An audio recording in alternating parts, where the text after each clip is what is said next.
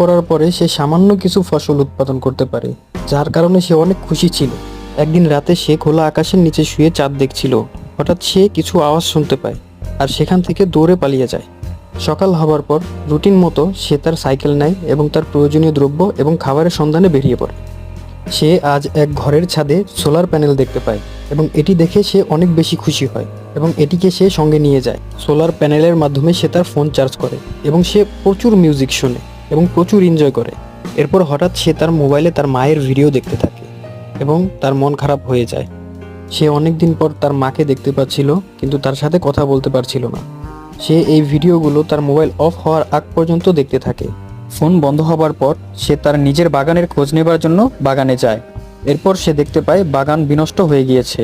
রাতের বেলায় সে যে আওয়াজটি শুনতে পেয়েছিল সেটা কোনো এক জন্তুর আওয়াজ ছিল। সেই জন্তুগুলোই মূলত তার ফসল নষ্ট করে ফেলেছে। এসব দেখার পর